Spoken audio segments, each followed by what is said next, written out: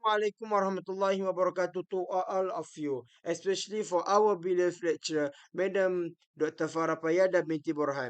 We as Group 4, Class IC 2204A, are presenting our assignment hazard analysis critical control point plant product in subject ISH553 highlight hazard and risk management.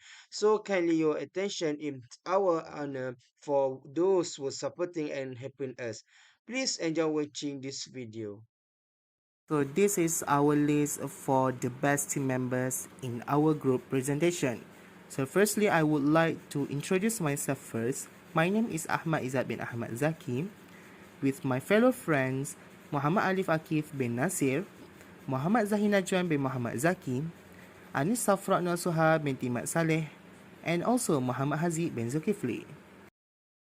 Nowadays, hazard analysis and critical control point (HACCP) is widely recognized as the most effective management technique for ensuring food safety. The role of this system is to efficiently identify all critical control points that have the potential to exist and occur throughout the food production process and to record and also control each stage carefully to minimize the food manufacturing safety risk. This systematic approach of HACCP can reduce the possibility of production interruptions caused by hazard because this system is very systematic in recording and controlling each stage of the process very carefully. In addition, it has also received confirmation and recognition from various government and private organizations for the effectiveness of its system. Apart from that, as we know, this HACCP system use two main strategies, which is the first is analyzing hazards, which will involve hazard identification action. And the second is the establishment of critical control points CCP, which are proactive measures that aim to manage and avoid any risk to the food safety and reduce the level of risk to an appropriate level. Therefore, our company, Brady Enterprise, should adopt this HACCP system to demonstrate its commitment to food safety and effective risk management, in addition to being able to protect public health from exposure to the food safety risk produced by us. So firstly is about company profile. For general information, our Brady Enterprise Company was founded on 1st January 2022 with the main focus on the manufacture of sweet bread located at Lot 39, Jalan Dawai 16/2, Taman Botani Industrial Area, 40160 Shah Alam, Selangor, Malaysia. And our company's core objective is to produce premium sweet bread with flavors that are not only safe but also fully compliant with all recognized Malaysian regulation and certifications, including Good Manufacturing Practice (GMP) and also Hazard Analysis and Critical Control Points (HACCP). Besides, our company's operation revolve around the crucial principles of providing safe and flavorful sweet bread while ensuring compliance with all relevant regulations and certification in this country. In addition, we also prioritize cleanliness and excellent product by making them fundamental aspect of our daily practices. Therefore, our company also has a great network of relationships as stated in the slide to answer or receive any question from our estimate customers. The next thing is about the company logo. So our company is known as Brady Enterprise and our food product output is sweet bread, which is branded as Sweetie Bready. From the logo of our company, it can be described that the creation of our company logo is designed with a simple design, but very attractive and beautiful. Next, the image of sweet bread is symbolic and the identity of our company that produce sweet bread products for our customers. Besides, the color used in the creation of the logo is brown theme that gives an attractive image to the people's eyes about the elegance of the color of the bread, which is very desirable when it is seen by the customers. Last but not least is our slogan, which is "Be ready to eat," which is continuous with our brand word name, which is Bready, Bready, be ready, Bready. Next is about food safety management policy statement. At Brady Enterprise, our company policy revolves around understanding and prioritizing the desires and requirements of our customers.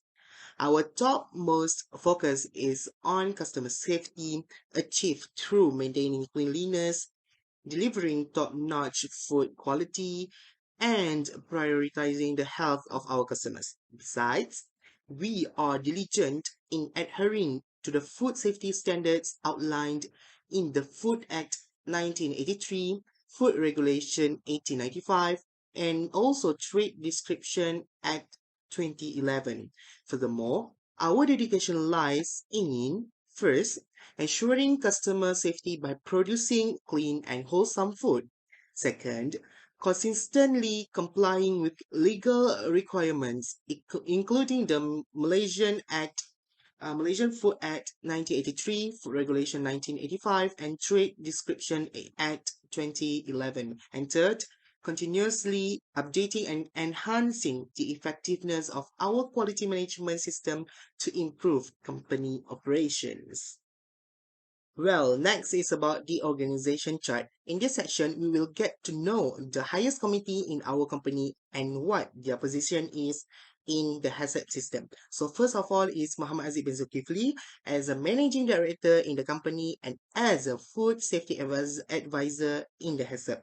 Among his responsibility is the main person who plays a key role on the implementation of Haccp system in the organization, and he is also responsible for administering document control, including overseeing the development, review, and maintenance of all food safety system, procedures, methods, specification, and reports. The second person is me, which is Ahmad Izzat bin Ahmad Zaki, as quality assurance executive in the company and as a food safety coordinator and audit team leader in the Haccp. As my role is to ensure that the food safety management system Haccp is established, implemented, maintained, and updated properly, in addition to being responsible for preparing all plant audits in compliance with FSQ policy and any statutory regulations. And then the third person is Muhammad Alif Akif bin Nasir as human resources executive in the company and as a team member auditor in the Haccp.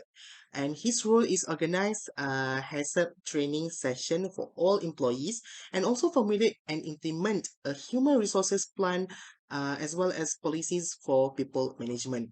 Then the fourth person is Muhammad Zahin Najwan bin Muhammad Zaki as production and purchasing executive in the company and as a team member auditor in the Haccp. And his role is responsible for the entire production process in the Haccp industry by ensuring that the production process is smooth and continuous. And last but not least is the fifth person, who is Anisa Fratna Suha binti Mat Sadeh as a quality control and sales executive in the company and as a team member auditor in the Haccp.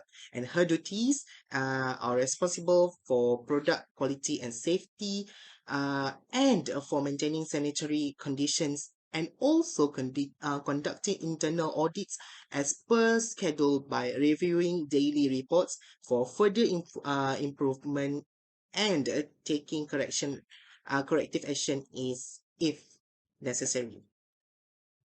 Assalamualaikum warahmatullahi wabarakatuh. My name is Anisa Fanasuha binti Mat Saleh. So next, I will present about product description. As mentioned before, type of our product is sweet bread. They are 60 gram bread in every packaging. The raw material we use is wet flour, filter water, yeast, margarine, granulate and refined sugar, liquid sweetener, egg, milk powder, enzymes, permitted preservative. The storage for our sweet bread must be in closed warehouse, dry and keep in room temperature under 29 derajat Celsius. Next is for packaging for our sweet bread.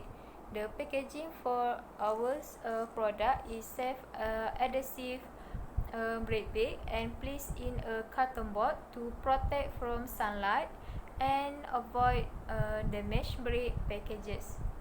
The intended use of our product is for general usage, public consumption, and also ready to eat. Other than that is about shelf life of this product. It must be properly storage and unopened bread bag can be consumed between 2 until 4 days. Next is about the market of our product. The market of our product is local market. There are the distributor and the retailer for our product. Other than that is about sensitive ingredient in our product, which is wheat flour, egg and milk. So now is about process of our product. The process that involved in this product is receiving raw material, weighing and scaling, mixing and blending, bulk fermentation, punching, dividing the portion, shaping, baking, cooling, coating, metal detection, packaging and labeling, storage and distribution. For the deliver method, the truck requirement must be fully covered and the temperature for the truck to deliver the sweet bread must be under 28 darjah Celsius. In addition, it must be clean and free from other material to avoid contamination. Onwards is potential for mishandling this product. The sweet bread must be kept in good room temperature and dry place. For the labeling information at plastic bag, there must be product name, net weight, list of ingredients, nutrition facts, company detail, and preparation instruction, batch number, expired date, and barcode. For carton box, there will also be list batch number, gross weight, QC approved, product name, company detail, packing size, carton running number, and barcode. And the last is traceability code. Our product can be traced by expired date, month of manufacturing, and storage code. So that's all from me. Thank you. Hi, I'm Muhammad Haziq. Let me continue the details about process flow of baking sweet bread in our company. First step flow, I start with the process receiving. The operator staff must be ensure all ingredients with flour, purifying water, yeast, granulate and refined sugar, milk powder and egg are free of any sign of contamination or damage. Then weighing all the ingredients using a digital scale because it is more sensitive and accurate. Next, add the raw ingredients that have been measured and all scaled and need for 15 minutes using a mixer. Actually, from this method, to evenly distribute the various ingredients and allow the development of protein gluten network to give the best bread possible. Each dough has an optimal mixing time depending on the flour and mixing method used. After that, the mixed ingredients must be allowed to ferment. This process is very important because it gives risk and hazard to the dough. So, but fermentation on dough at keep constant at the temperature which is 24 until 27 degrees Celsius in proper for 1 hour. Punching the dough to removing some of the gas bubble which containing carbon dioxide. It distributes the yeast cells, sugar and moisture so they can ferment and rise the dough during proofing stage. The worker divides the dough into small pieces weighing 70 gram each by using the scraper. Those should be arranged in a tray before baking in the oven. The dough mixture must be ensured baking in an oven or prover which a temperature above 180 degrees Celsius for 20 until 25 minutes. This process has probability that the identified critical control point may occur. After this process, repeatedly cooling the bread at a temperature of 25 until 29 degrees Celsius in the prover oven for 30 minutes. Then for putting process, spread granulated sugar solution on the top surface of bread and sprinkle it with sugar. After going through a process that is dangerous to the production of the bread, operational workers need to observe with the bread and is free from metal fragment and so on because it has a risk of injury to the customer. When the bread is safe to eat, it is then packed in safe at a safe bread bag with a total net weight of 60 gram after baking. When the bread product has been carefully packed, it must be stored temporarily in the storage room with a temperature of 27 Celsius before being sent and distributed. And finally, packaged bread is ready to be distributed and shipping by truck at a temperature of 27 degrees Celsius to the local market like distributors and retailers, which will then be purchased and buy by trader and customers. Now, we are going to describe to analyze about hazard and sensitivity in raw material. First, wheat flour. In this raw material, there is a significant hazard in biological, but there is no have significant hazard in chemical and physical.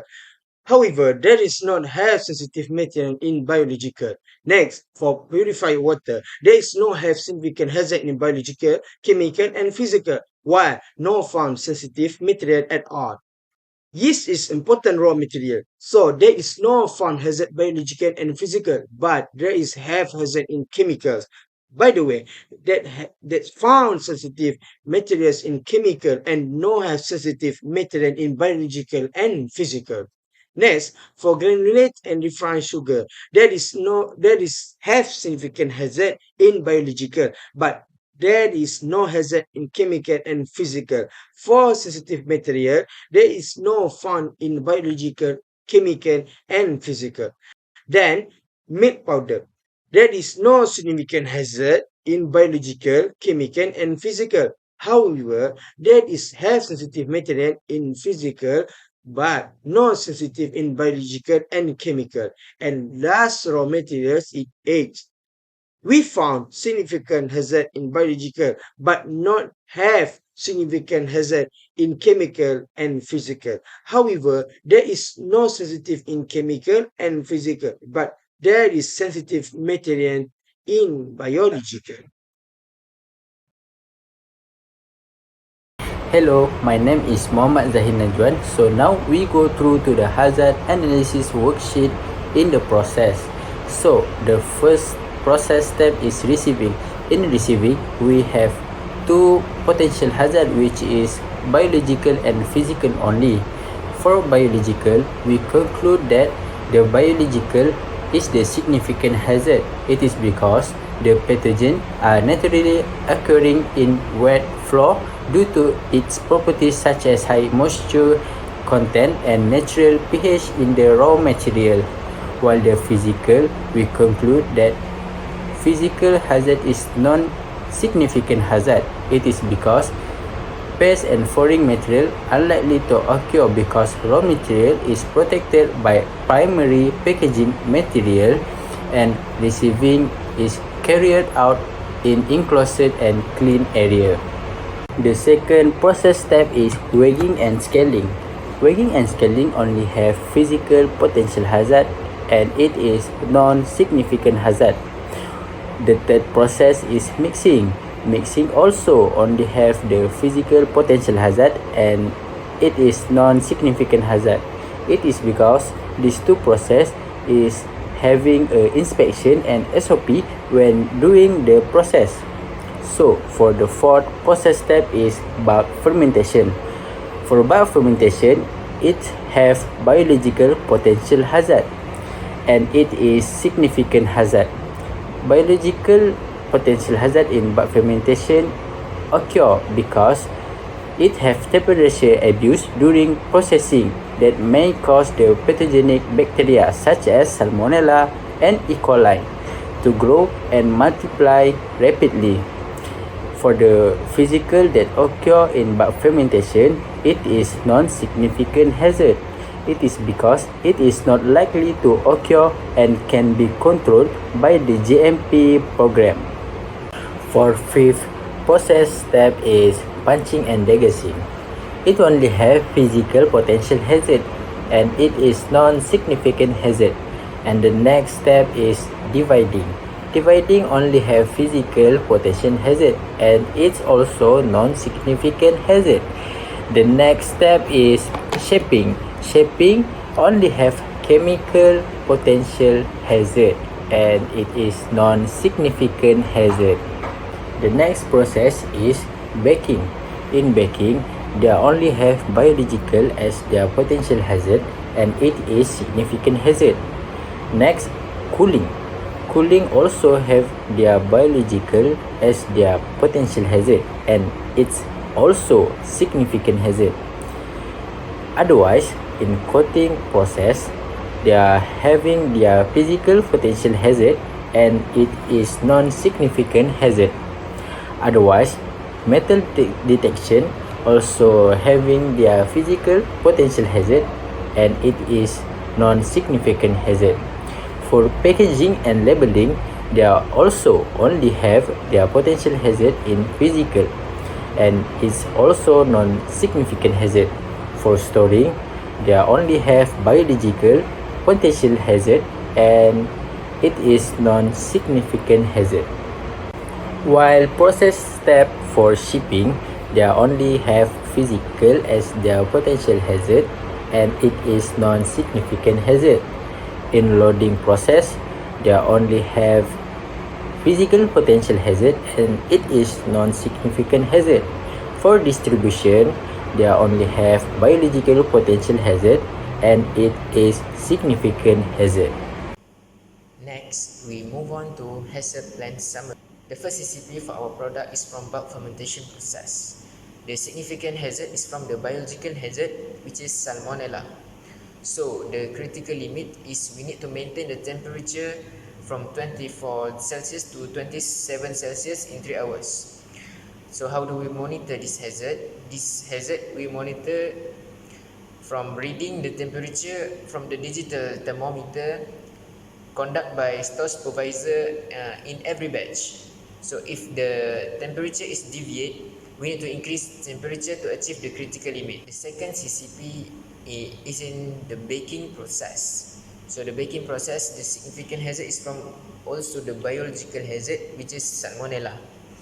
So the critical limit, we need to ensure to bake in an oven with a temperature above 180 Celsius in 20 to 25 minutes. So what do we monitor? We monitor the time and temperature. So we read the time from the industrial stopwatch and read the temperature from the digital thermometer. So this conducted by the operator for every 10 minutes. So if the time and temperature deviate of critical limit, we extend the time and increase the temperature to achieve the critical limit. Our third CCP is from the cooling process, which is the critical limit. We need to rapidly cool the bread at a temperature of 25 to 29 Celsius in the proper for 30 minutes. So what is we monitor is we monitor the time and temperature also. We need to read the time from the industrial stopwatch and read the temperature from the digital thermometer. So this is conducted by the operator for every batch.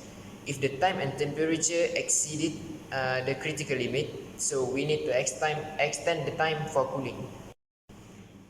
So that's all for the hazard plan summary. Thank you. In conclusion, the Brady Enterprise Company should use the hazard method to guarantee that the goods we supply to the customers are safe from any potential physical, chemical, or microbiological hazards. Through the implementation of the hazard system in our company, it is actually very useful in regulating all the product really smoothly, best, and safely, because it will run a safety control system for all the processes involved, starting from the receiving process to the distribution process in a very efficient and excellent way. Furthermore, every members of the company needs to receive training on the HACCP system so that it can have a good impact on the company's management system in achieving the main objective of marketing safe, best, and beneficial products for customers out there.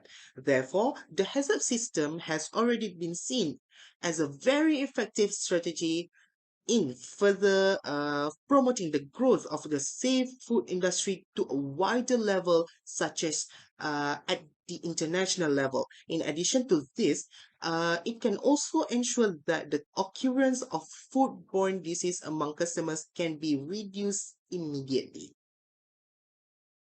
Thank you for watching this video. May Allah blessing all of us.